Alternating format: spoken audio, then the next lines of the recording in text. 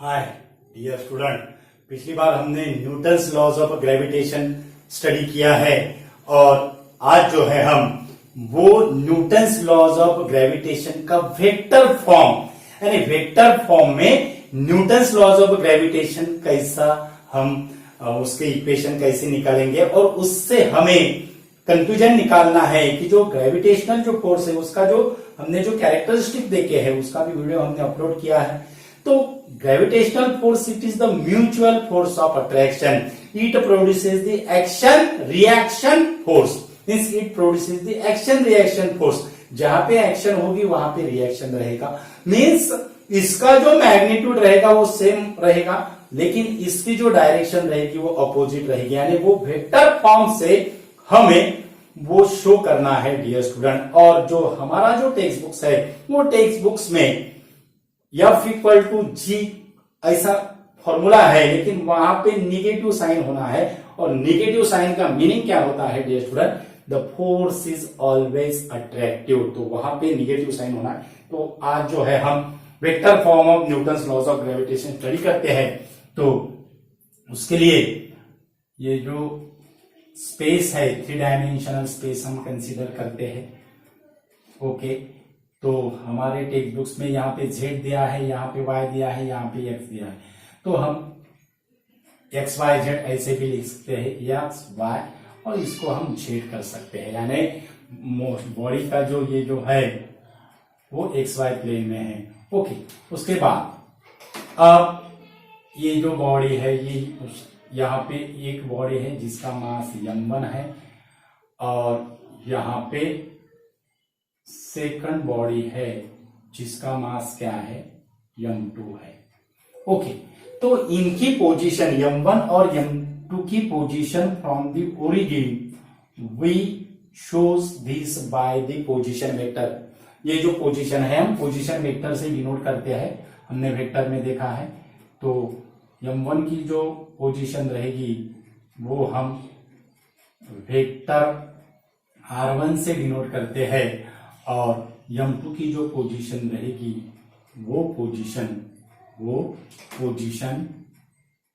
m2 की जो position है वो पोजीशन कैसी रहेगी, वो रहेगी r2 से, वो क्या रहेगी r2 से। ओके, और उसके बाद इसको हम यहां से क्या करते हैं, ज्वाइन करते हैं, इसको हम यहां से क्या किया, ज्वाइन किया। ओके, तो r1 और r2 it is the position vector to indicate the position of mass m1 and mass m2 respectively in the plane. Okay, तो अब यहां पे हम कुछ नोटेशन यूज करते हैं। हमने अभी देखा है जो ग्रेविटेशनल फोर्स होता है, this gravitational force is the mutual force of attraction.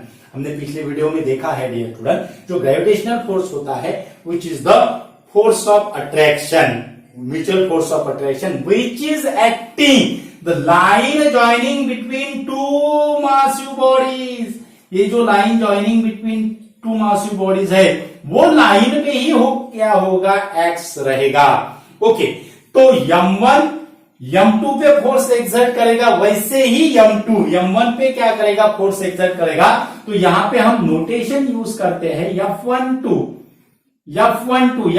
यानी कौन सा force, the force acquired by mass m1 exerted by mass 2, यानी जो 2 नंबर का मासिव बॉडी है वो 1 पे क्या कर रहा है, फोर्स क्या कर रहा है, एक्सर्ट कर रहा है। तो ये जो m1 जो रहेगा वो m1 किसकी तरफ अट्रैक्टेड होगा, फिर it is attracted towards the m2, means ये जो हमने यहां पे जो एरो निकाला वो एरो किसका होगा, F12 का होगा, वो एरो किसका होगा, F12 का होगा। सिमिलरली F21 क्या होगा, फोर्स एक्सर्टेड बाय 1 ऑन 2, और ये क्या होगा, फोर्स एक्सर्टेड बाय 2 ऑन 1। ध्यान में रखना है डियर स्टूडेंट नोटेशन, तो ये होगा F12। अब F21 हमें दिखाना है, तो F21 क्या होगा, यानी हमें ऐसा दिखाना पड़ेगा, ये होगा हमारा F21, ये क्या होगा हमारा F21। ओके, अब जैसा हमने F12 और F21 लिखा है, वैसा ही जो इसके जो पोजीशन जो वेक्टर होंगे, इसके जो पोजीशन जो वेक्टर होंगे, उसको हम R12 से अगर डिनोट अगर किया, R12 it is the unit vector for F12 और R21 it is the unit vector for F21, it is the unit vector for F21। यानी R12 कहां से कहां होगा फिर unit vector which is directed from 1 to 2, ध्यान में रखना है।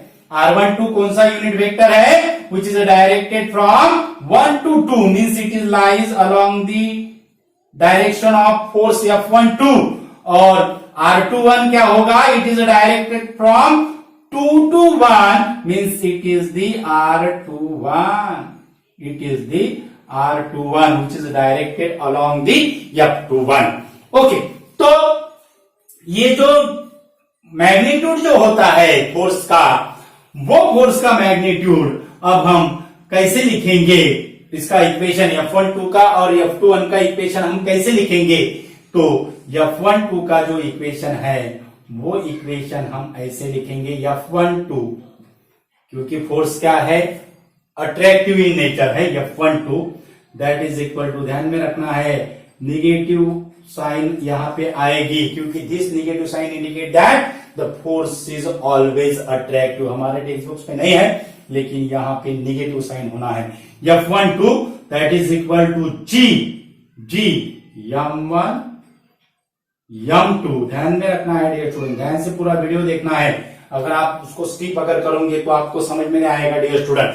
F12 that is equal to minus G M1 M2, minus sign it is not related to magnitude, ध्यान में रखना है, it is related to direction, it is related to direction. G M1 M2, G M1 M2 R21 square into unit vector R21 into unit vector R21 minus G M1 M2 upon R21 square into unit vector R21, क्योंकि force जो होता है F12 जो force रहेगा वो F12 force की direction F21 से क्या रहेगी, अपोजिट रहेगी। यानी ये जो F12 है which is lies opposite to the direction of R21, which is lies opposite direction of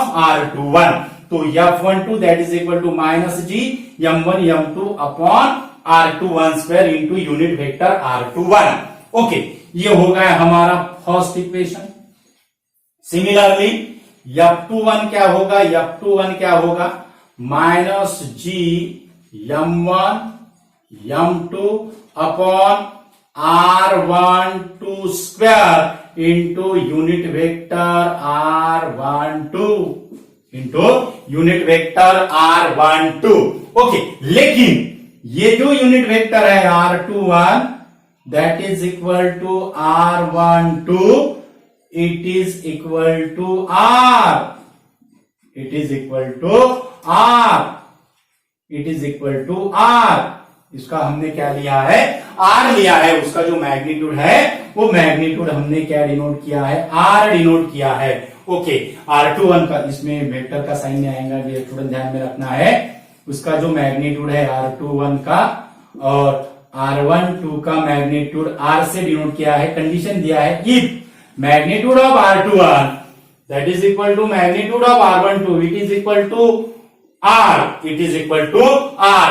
तो ये जो इक्वेशन है, ये इक्वेशन अब यहां पे R आएगा, यहां पे R आएगा, यहां पे मैग्नीट्यूड हम कंसीडर कर रहे हैं, तो डिनोमिनेटर का ये मैग्नीट्यूड है और न्यूमरेटर का डायरेक्शन है। ओके, तो ये जो इक्वेशन है, ये इक्वेशन हम कैसे लिखेंगे फिर, F12 that is equal to minus G M1 M2 R square, F12 that is equal to F12 इसका इक्वेशन हम कैसे लिखेंगे, यहां पे लिखते हैं, इसको हम रब करते हैं।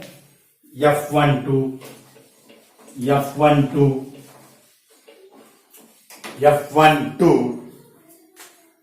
that is equal to minus G M1 M2 upon R square, minus G M1 M2 upon R square into unit vector R21 into unit vector R21। लेकिन हमें यहां से नजर आ रहा है R12 की डायरेक्शन ऐसी है, R21 की डायरेक्शन ऐसी है, ये होगा R12 और ये होगा R21। ये क्या होगा, R12 और ये होगा R21। यानी ये जो R12 है और R21 है, ये R12 और R21 अपोजिट डायरेक्शन में है, यानी हम ऐसे लिख सकते हैं R12 it is the negative of R21, R12 it is the negative of R21। Okay, तो यहां पे अगर हमें R21 को अगर हमें R12 के इसमें अगर लिखना है तो ये जो इक्वेशन है, ये इक्वेशन फिर हम कैसे लिखेंगे, देखो F12 that is equal to minus G M1 M2 upon R square minus R12 vector, क्या रहेगा, माइनस R12 वेक्टर। ओके, तो ये हो गया हमारा थर्ड इक्वेशन, ये क्या हो गया हमारा थर्ड इक्वेशन, ये हो गया हमारा थर्ड इक्वेशन। अब सिमिलरली F21 क्या होगा, F21 that is equal to minus G M1 M2 R square, F21 that is equal to minus G M1 M2 R square, और यहां पे आएगा माइनस R21, यहां पे क्या आएगा, माइनस R21। यूनिट वेक्टर के फॉर्म में है डियर स्टूडेंट, ये क्या है, यूनिट वेक्टर के फॉर्म में है। तो ये जो इक्वेशन है ये होगा हमारा फोर्थ इक्वेशन। थ्री इक्वेशन से और फोर्थ इक्वेशन से हम क्या कंक्लूजन निकालेंगे, जो ये जो इक्वेशन है but R12 that is equal to minus of R21। Okay, तो R12 की जगह हम माइनस ऑफ R21 लिखेंगे, तो ये माइनस माइनस साइन प्लस हो जाएगा, तो दोनों का जो इक्वेशन रहेगा एक प्लस और एक minus. So F12 it is equal to minus of F21, F12 that is equal to minus of F21। यानी ये जो फोर्स है इसका मैग्नीट्यूड क्या है, सेम है, बट डायरेक्शन क्या है, अपोजिट है। This negative sign indicate that the direction of the two forces F12 और F21 मैग्नीट्यूड सेम है but direction is opposite, so it is a mutual force of attraction, it is a mutual force of attraction and it produces the action reaction pair, it produces the action reaction pair. तो important ऐसा video है dear student, ये vector form of Newton's laws of gravitation, vector form of Newton's laws of gravitation understand करना है dear student. ये जो vector form of Newton's laws of gravitation है, easy है समझने के लिए, आपको बराबर उसको ध्यान में रखना है, आपको स्किप नहीं करना है, कोई भी पोर्शन वीडियो का स्किप नहीं करना है, नहीं तो समझ में नहीं आएगा। तो वीडियो ज्यादा से ज्यादा स्टूडेंट को शेयर कीजिए, और हमारे चैनल पे अगर नए अगर यूजर है तो हमारा चैनल सब्सक्राइब कीजिए। हमारे चैनल का जो नाम है वो है equinox physics. Thank you so much.